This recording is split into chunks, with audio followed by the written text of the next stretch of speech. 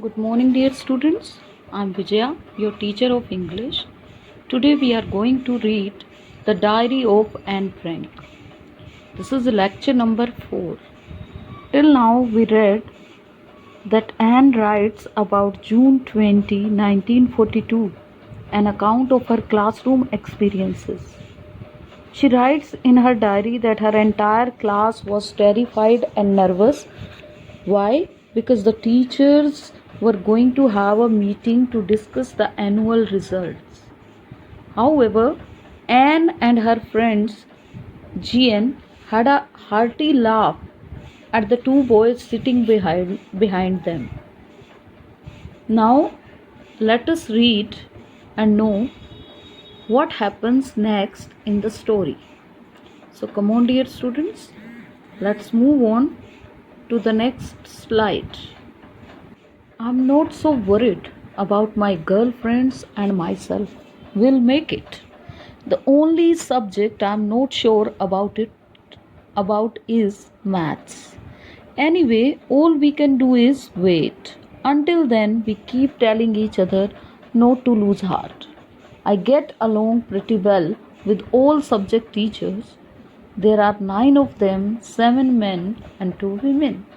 Mr. Kissing, the old fogey who teaches maths, was annoyed with me for ages because I talked so much. After several warnings, he assigned extra homework, an essay on the subject, a chatterbox. A chatterbox. What can you write about that? I would sorry about that later, I decided. I jotted down the title in my notebook, tucked it in my bag, and tried to keep quiet. Now, here Anne records her observation that her class had quite a few dumb students, and nearly a quarter of the class needed to be kept back. She also observes the teacher are the most unpredictable creatures, so the result could not be guessed. Anne was not worried about herself and her girlfriends.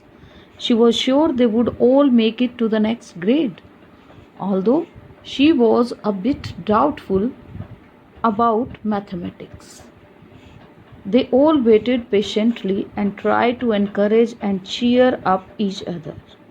Anne was quite friendly with all her teachers except Mr. Kissing, her mathematics teacher, who always remained angry with her because of her talkative nature. He warned her constantly to give up this habit of talking. When all his warning failed, he punished her by assigning extra homework. Anne was asked to write an essay on a chatterbox. She didn't know what to write but noted down the topic and tucked it in her bag. After that, she tried to remain quiet in the class.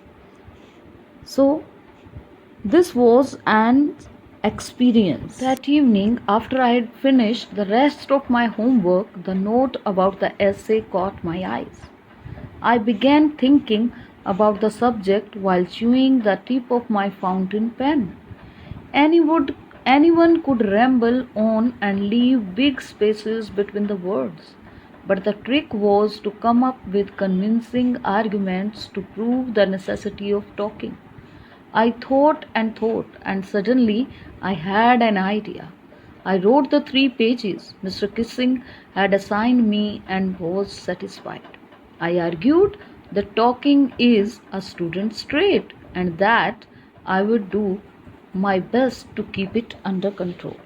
Now, here in this paragraph, Anne describes in the evening after finishing her routine homework, she thought about the topic chatterbox. She decided to write convincing arguments for being a chatterbox in place of rambling and writing haphazardly. In her 3-page assignment, she wrote that talking is natural to all students. She wrote that talking becomes more compulsive for her as her mother is a habitual talker and one cannot do much about inherent traits. Now, here is one long question from the chapter From the Diary of a Young Girl. And the question is, what does Anne write in her first essay? And the answer is, in her first essay titled A Chatterbox, Anne wanted to come up with convincing arguments to prove the necessity of talking. She began thinking about the subject. She wrote 3 pages and was satisfied. She argued that talking was a student's trait and that she would do her best to keep it under control. She further wrote that she would never be able to cure herself of the habit since her mother talked as much as she did. There was not much that one could do about inherited traits. Mr. Kissing too had a good laugh reading her argument. So thank you, students. We will meet soon in lecture number 5. Thank you.